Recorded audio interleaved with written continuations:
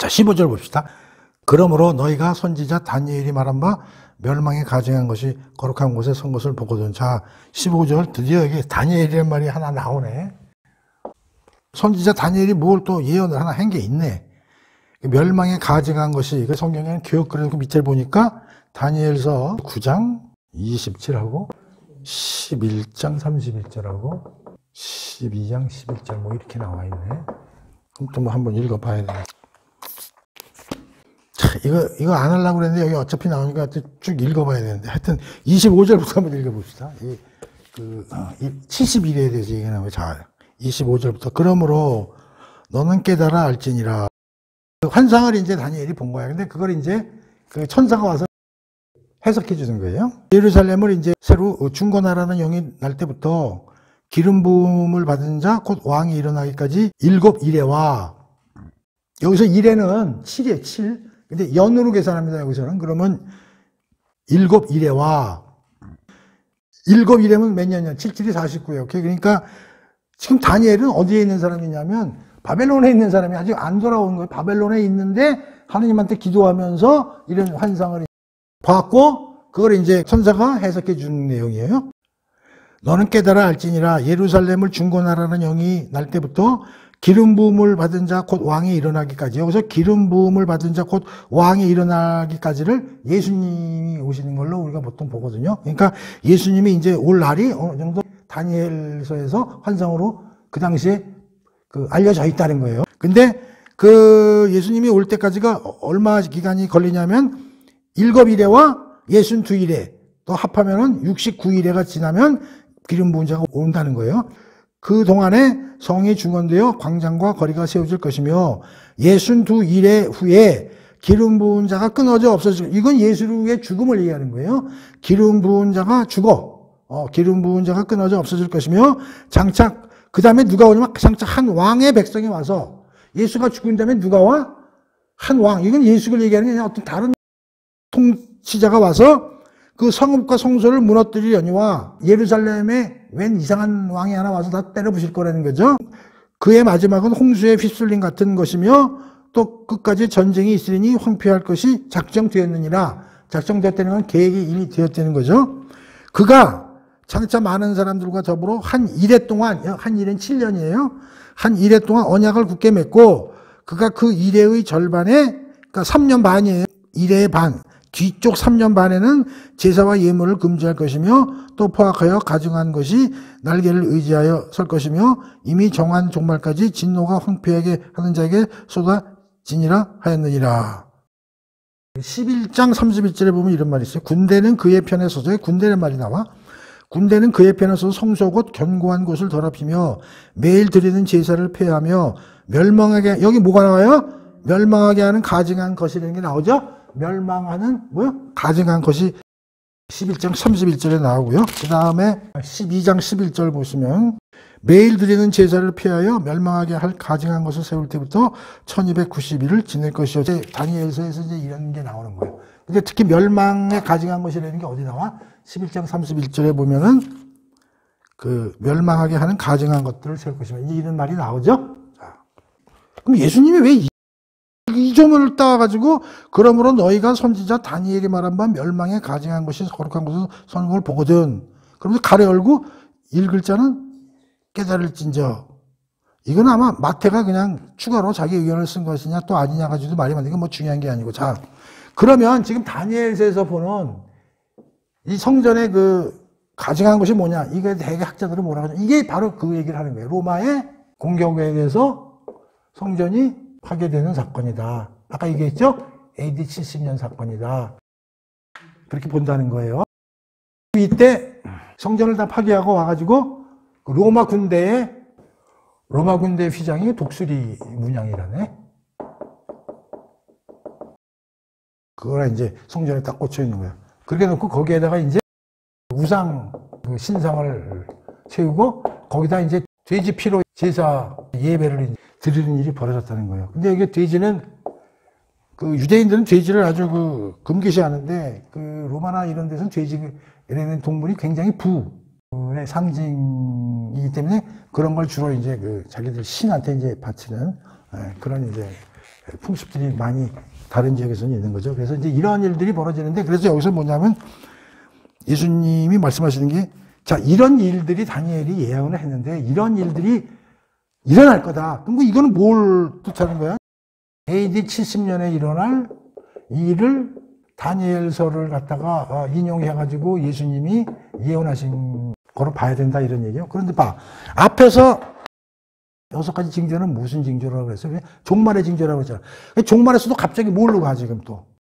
AD 70년에 또 이런 일이 벌어질 거라고 가잖아. 그러니까 지금 여기서 예수님이 말씀하시는 것도 지금 이게 뒤에 건지 앞에 건지가 지금 왔다 갔다 해요. 그래서 내가 얘기한 게 앞에 예수님도 여기서 정확하게 이게 뒤에 있는 얘기인지 앞에 있는 얘기인지를 구분을 안 하시고 얘기하기 때문에 우리가 잘 들어야 되고, 특히 앞에 일어난 일도 뒤에 일어난 일에 뭐라고 그랬어요? 예표다, 이런 얘기. 그러니까 이러한 일들은 뭐의 예표라고? 앞으로 재림 때 일어날 대환란의 예표로서의 성격을 갖고 있다. 그렇게 이해를 해야 된다, 그런 얘기예요.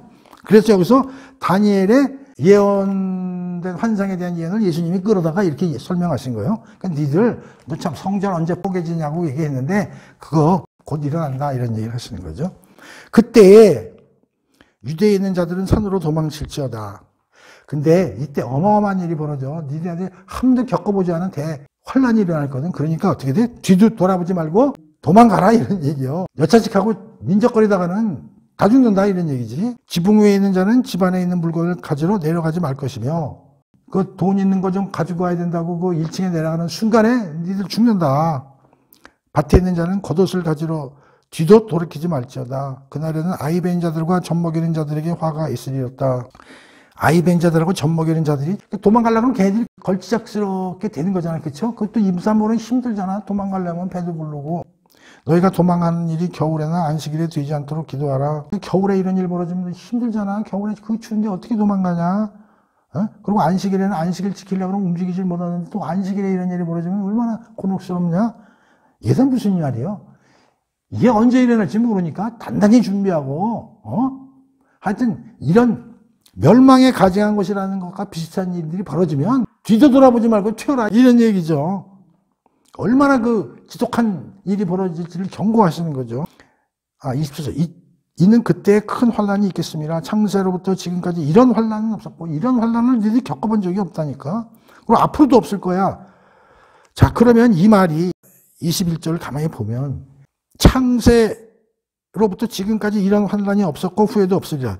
이게 AD 70년에 일어날 일을 얘기하는 거예요. 저 뒤에 일어날 일이라는 거예요. 모르잖아, 우리가. 그래서 이걸 동시에 우리는 같이 봐야 된다는 거예요. 그래서 AD 70년에 일어날 일도 봐야 되고, 그것이 마지막 때에 일어날 것도 그 정도의 심한 환란으로 보여줄 수 있으니까 두 개 다 우리가 참고해서 이해를 해야 된다, 그런 얘기. 오케이?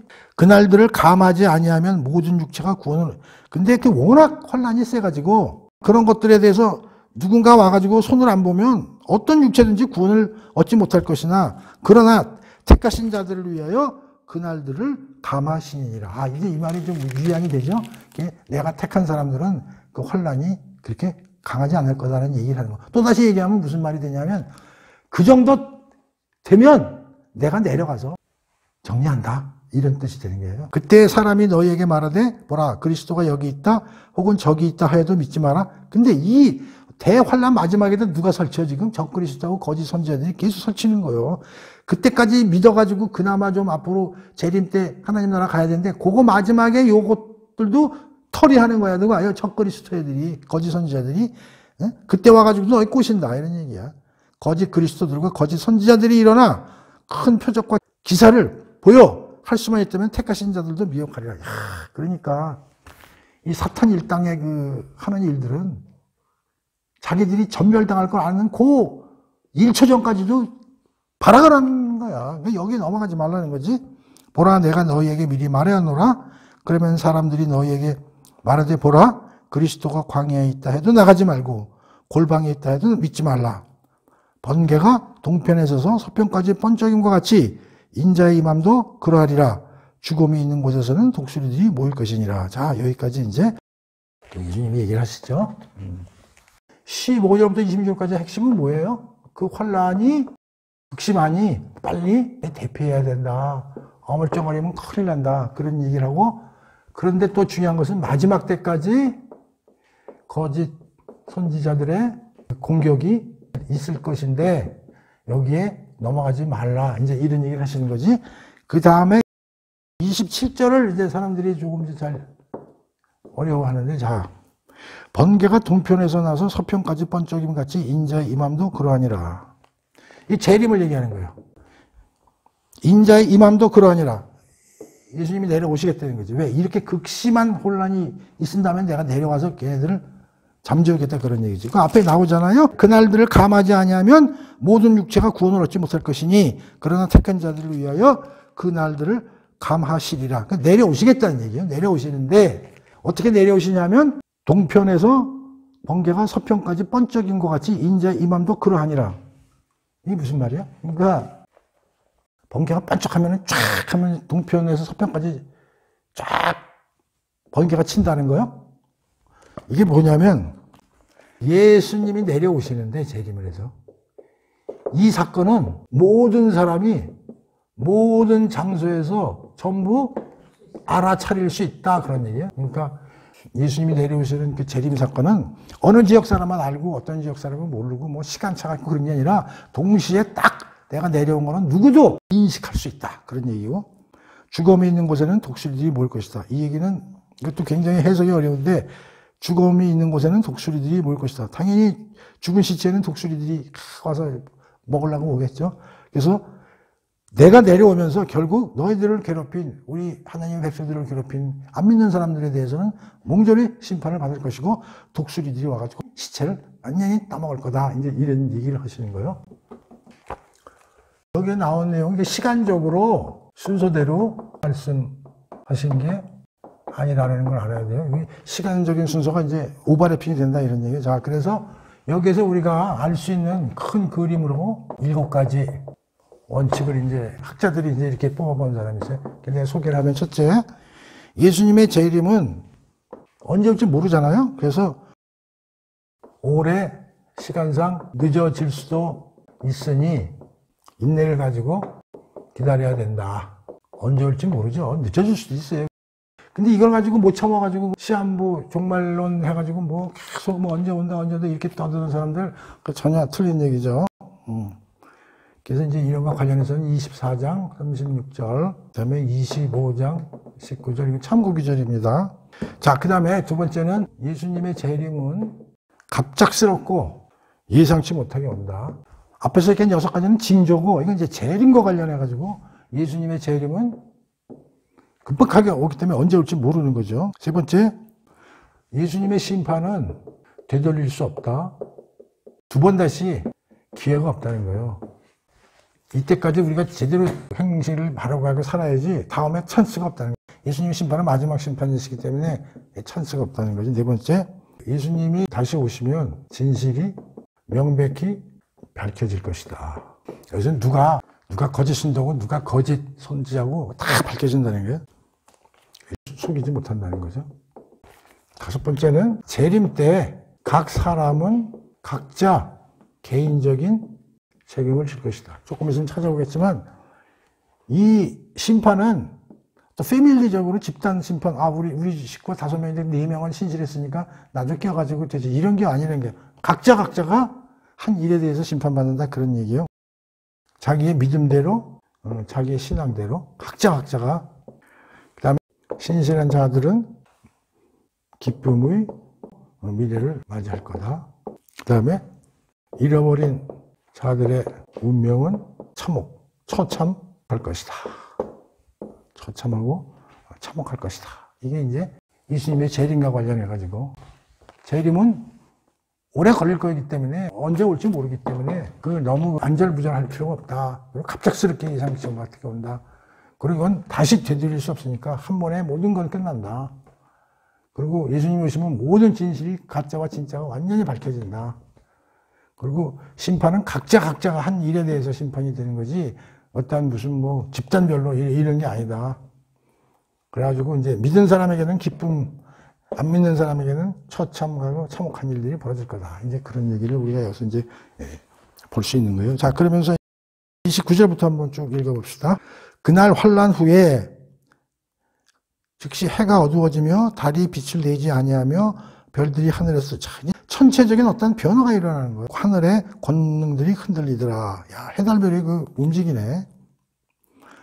그때 인자의 징조가 하늘에서 보이겠고, 자, 그러면서 이제 예수님의 이제 재림이 징조가 이제 하늘에서 보이고, 그때 땅의 모든 족속들이 통곡하며 그들이 인자가 구름을 타고 능력과 영광으로 오는 것을 보리라. 자, 그러면서 이제 예수님의 재림을 이제 모든 족속입니다. 모든 족속이 예수님의 내려오심을 볼 거라는 거예요. 그러면서 통곡한다는 얘기는 뭐냐면, 특히 유대인들 중에 예수님 찔러 죽인 애들 있잖아. 그런 애들이 보면 놀라는 거지. 은행이 잘못했는데 그 당시에 왜 그랬을까? 이제 뭐 그거 그때 후회는 소용이 없다는 거죠. 그가 큰 나팔 소리와 함께, 예수님이 내려오실 때는 큰 나팔 소리와 함께 천사들과 함께 오시는 거죠. 그들이 택하신 자들을 하늘 이끄셔서 저것까지 사방에 모으시니라. 그러면서 예수를 믿는 사람들은 전부 한 군데 이렇게 모으신다. 그런 얘기죠. 그러면서 32절 봅시다. 무화과 나무의 비유를 배우라. 비유예요. 그 가지가 연하여지고 잎사귀를 내면 벌써 앞으로 여름이 가까우겠는데 이와 같이 너희도 이 모든 일을 보거든 인자가 가까이 문 앞에 이른 줄 알라. 그러니까 니들이 잘 그 나무들 보면 이제 저 벌써 싹이 틀라고 하니까 벌써 여름이 오겠구나 이런 거 알잖아. 그러니까 니들도 정신 바짝 차리고 예수님이 언제쯤 내려오실까를 알려지진 않았지만 잘 깨닫고 보라는 거예요. 그래가지고 그 나무가 언제 과일이 열리고 안 열리고 니들이 추측하듯이 이 모든 일을 보거든. 앞에 일어난 여러 가지 다 알려줬잖아. 징조니 이런 걸. 너희도 이 모든 일을 보거든. 인자가 가까이 곧 문 앞에 이른 줄 알라. 내가 진실로 너에게 말하노니 이 세대가 지나기 전에 이 일이 다 일어나니라. 이것도 해석하기가 어려워. 이 세대가 지나기 전에 이 일이 다 일어나니라. 뒤에 종말은 아직 안 일어났죠. 2000년이나 지났어요. 그러니까 AD 70년에 이런 건 일어난 거죠. 그걸 얘기하시는 거고. 천지는 없어질 망정 내 말은 없어지지 아니하니라. 그러나 그날과 그때는 아무도 모르나니 하늘의 천사들도 아들도 모르고 오직 아버지만 아시느니라. 노아의 때와 같이 인자가 임함도 그러하니라. 홍수전에 노아가 방주에 들어가던 날까지 사람들이 먹고 마시고 장가들고 시집가고 오만이 평상시 일을 했지만 홍수가 나서 그들을 멸하기까지 깨닫지 못하였으니 인자가 임함도 이와 같으니라. 무슨 말인지 알죠? 그때 두 사람이 밭에 있음에 한 사람은 데려가고 한 사람은 어려움을 당할 것이다. 그게 뭐예요? 이거야, 이거. 재림 때 각 사람이 각자 자기네 개인이 한 일에 대해서 평가받는다. 그러니까 똑같이 김을 메고 있는데 하나는 살고 하나는 죽은 거야. 그게 뭐냐면 각 사람이 한 거는 그거대로 평가를 하니까 그렇다는 얘기죠. 두 여자가 맷돌질을 하고 있는데 한 사람은 데려가고 한 사람은 버림을 당할 것이다. 근데 가족끼리 있다가 그 당시 하나는 가고 하나는 못 가면 되게 억울할 것 같아. 그때까지 살아있으면 안 될 것 같아. 분명히 둘 중에 하나는 어디 이상한 데 갈 것 같은데 나는. 이게. 그래서 지금 41절까지 이제 우리가 알아봤어요. 자, 근데 42절부터는 잘 보세요. 그러므로 깨어있으라. 이거부터 뒤에 25장 끝까지는 요 다음 시간에 할 겁니다. 왜냐하면 이거에는 이제 비유가 나오는 거예요. 비유가 나오는데 42절부터 44절까지 하나.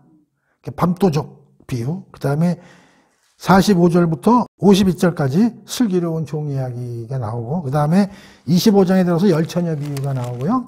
그 뒤에서 달란트 비유 나오고요. 그 다음에 양과 염소의 이제 비유가 나오거든요. 그래서 그 비유는 요 다음 시간에 하고, 이번 시간에는 여기까지. 그래서 이제 앞에 시간에 뭘 배웠어요? 징조 배웠잖아요, 징조. 이번 시간에는 주로 예수님 재림과 관련해서 어떤 일이 벌어지는가 배웠잖아요. 그래서 이제 요거는 크게 이제 참고로 요약해 놓은 거니까 보시고, 특히 초림하고 재림의 차이가 뭐냐. 그래서 그걸 이제 간략하게 정리를 했으니까 한번 참고로 내가 말씀을 드릴게. 초림, 재림. 예수님이 처음 오실 때는 어떻게 와요? 온유한 종으로 오심. 그래서 이제 여기 관련되는 거는 이제 마태복음 20장 28절 같은 데 보면 이제 이렇게 오시는 거고, 여기는 이제 재림 때는 권능 가운데 재판장으로 오신다. 그래서 여기는 마태복음 24장 30에서 31절, 그 다음에 25장 31에서 46절. 올 때는 굉장히 소박하게 오시잖아요. 근데 두 번째 오실 때는 굉장히 영광스러운 권능 가운데 집판장으로 오신다. 이런 얘기 차원이 있죠. 여기는 이제 겸손하고 온유한 자로 오시죠. 이런 규절들을 마태복음 11장 29절이나 요한복음 5장 41절에 보면 이제 이런 내용들이 들어가 있고, 여기는 이제 위엄과 영광으로 오시는 거죠. 그래서 여기는 이제 데살로니가 전서 4장 16절이나 계시록 1장 7절 같은 데 보면 이제 완전히 이때는 완전히 낮추셔서 오시고 이때는 완전히 그냥 뭐 왕으로 오시는 거니까요. 심판장으로. 그 다음에 잃어버린 자를 찾아 구원하러 오신다. 그런데 여기는 이제 심판하고 다스리기 위해 오신다 이런 얘기죠. 이거는 뭐 마태복음 18장 11절, 그다음에 누가복음 19장 10절, 요한복음 3장 17절 같은데 이제 이런 내용들이 이제 서술되어 있고요. 그런 이제 사도행전 10장 40에서 42절, 고린도후서 5장 10절, 요한계시록 11장 15절이에요. 뭐 이건 안 찾아보셔도 돼요. 참고로 알려드리는 거고. 그 다음에 죄인들을 대신해서 고난받는 종으로 이제 오시는 거고요. 이때는 의인들을 하나님의 진노에서 구출하기 위해서 오시고 정복자로 오신다. 이거는 마태복음 16장 21절, 17장 12절, 마가복음 9장 12절에 이제 이런 얘기가 들어있고, 여기는 이제 고린도전서 15장 51절, 52절, 그 다음에 데살로니가전서 4장 15절에서 17절. 그 다음에 여기 마지막으로 복음의 씨앗을 뿌리기 위해 오신 거죠. 그래서 저희 보면 마가복음 13장 3절에서 9절, 누가복음 8장에서 11절. 이때는 추수하기 위해서 오신다. 지금 마가복음 13장 30절에서 43절. 이제 이렇게 대표적으로 이렇게 되는데 초림과 재림. 그러니까 하나님의 종으로서 고난받으러 오시고 여기는 완전히 이제 영광의 하나님으로 오시는 거죠. 그래서 어떤 사람들은 이건 시험 문제 내려오시고 시험 문제 출제자로 오시고 여기는 이제 어떻게 돼? 시험 점수 매기로 평가로 뭐 오셨다. 이렇게 이제 얘기하는 사람도 있고요. 그래서 예수님의 초림과 재림에 대해서 뭐 다 아시는 얘기인데 참고로 했으니까 참고하시고. 그래서 24장에서 예수님이 이제 그 오시는 징조하고 대표적으로 예수님의 그 재림과 관련한 걸 갖다가 공부를 해봤어요. 그러니까 24장이 별거 아닌 것 같아도 그걸 잘 알고 계셔야 돼. 그래야 나중에 묵시록에 따라서 여러 가지 학설과 이런 게 나올 때 이 24장을 딱 가지고 딱 이렇게 분별할 수 있는 그런 능력이 눈이 떠지기 때문에 이제 이렇게 이제 그리고 이제 또 하나 말씀드릴 거는 그 묵시록이라고 그랬잖아요. 그러니까 종말론적인 그림을 이제 특히 그 묵시록, 에스겔서, 다니엘서, 스가랴서, 그다음에 요한계시록 이게 이제 묵시록인데 그런 거가 이제 참고로 알아두시면 좋은 게 그런 거에 대해서 굉장히들 그 종말 미래에 대한 그 얘기이기 때문에 거기 이제 주로 뭐가 많이 나오면 그림들이 많이 나오고요. 숫자가 많이 나와요. 뭐 14만 4천 명, 뭐 666, 뭐 이런 얘기들이 많이 나오고, 지금 다니엘서도 뭐 71회, 뭐 이런 얘기가 많이 나오잖아요. 그래서 야, 그게 뭘 뜻하냐, 이제 그런 거, 뭐 퀴즈 프로그램 같이 그거 찾으려고 그러고 그러는데, 그럴 필요가 없는 것이, 잘 보세요. 우리가 묵시록이라는 게 왜 존재하냐면, 하나님이 왜 그 자기 제자들을 통해서 이런 거, 끝날의 환상 이런 걸 보여주느냐. 근데, 그 환상만 보여주면 좋은데, 그 안에 전부 그 환란 얘기가 많이 또 들어가 있다고. 그래서 이게 뭘 뜻하냐면, 이게 잘 들으세요. 이게 뭐냐면, 지금 그건 종말의 얘기라고 보시면 안 돼요. 이제 요담에 이제 비유가 나오잖아요. 요담 시간에 우리가 비유에 대해서 이제 설명을 하는데, 예를 들면 열처녀의 비유다. 그럼 열처녀 비유면 이제 신랑이 오실 때까지 이제 기다리다가, 신랑이 오시니까 이제 밤에 오시니까 이제 그 등불을 밝히려고 그러는데 5명은 이제 기름을 준비했으니까 밝히고 5명 기름을 준비를 안 했으니까 언제 오실지 모르니까 그냥 약간 좀 나태하게 있다가 딱 오시니까 아이고 그때야 그런 이제 기름을 이제 얻으러 가가지고 딱 오니까 벌써 이제 문이 닫혀서 혼인잔치에 이제 못 들어가는 이제 이런 비유가 나오는데 그 비유들이 뭐냐면 종말론적인 이야기라는 건 미래를 보여주는 것도 있지만 그게 중요한 게 아니라 오늘 어떻게 살아야 되냐, 오늘. 종말론은 오늘. 여기 보시면 이런 징조가 있고 예수님이 이렇게 오고 언제 올지 모르고 이런 어마어마한 일들이 벌어진 다음에 예수가 오시는데 그래서 지금 니들이 어떻게 살래? Now and here. 지금 어떻게 살아야 되느냐? 지금 열심히 하나님 말씀대로 하루하루를 한 시간대로 열심히 거짓 선지자들이나 이런 데 게임에 맞추지 말고 아무리 환란이 오더라도 그걸 이겨내고 열심히 극복하고 살라. 그런 데 그 중점이 있는 거거든요. 그리고 종말론적인 이야기에서 환란은 뭘 얘기하려고, 환란 그 자체를 얘기하려고 그러는 게 아니라 환란이 극성으로 되면 될수록 내가 올 시간이 빨라진다라는 걸 얘기하는 거고, 절대 걱정하지 마라. 내가 와가지고 완전히 제압한다. 그러니 절대 지금 어려운 환경이라도 살면서 힘들어하지 말고 다른 사람 귀에 넘어가지 말고 열심히 하나님 말씀 듣고 작은 일 하나하나만 열심히 살면 된다 하는 걸 갖다가 우리에게 주기 위해서 그러한 종말론적 환상과 그림을 보여주는 것이지, 그거를 무슨 그림을 찾고 거기에 숫자가 뭘 찾고 이런 거를 알라고 그 묵시론적인 그 이야기를 하나님이나 예수님이 우리에게 주시는 게 아니다 하는 걸 꼭 명심해야 돼요. 그러니까 우리는 항상 거기에 대해서 뭘 찾으려고 애를 쓰고 분석하려고 애를 쓰고 숫자 맞추려고 애를 쓰고 절대 그렇게 하면 안 돼요. 그래서 이제 그런 걸 가지고 전체적인 앞으로 성경 공부하면서 묵시론도 읽다 보면 우리가 크게 여러 학설이나 여러 무슨 뭐 이단이나 이런 데 넘어가지 않게 되는 것이죠. 자, 그래서 오늘 아이가 24장을 이렇게 해서 아직 끝은 안 났지만 그 일종의 비유 파트만 남기고 이제 오늘 공부를 다 했어요. 그러니까 잘 좀 이해하시고 요담 시간에 이제 그 종말론적인 이러한 그 때에 맞춰서 지금 현재 우리는 어떻게 살아야 되는가 하는 거에 대한 비유가 요담 시간에 우리가 나오니까 그거 이제 요담 시간에 공부하도록 하겠습니다. 오늘 공부는 끝.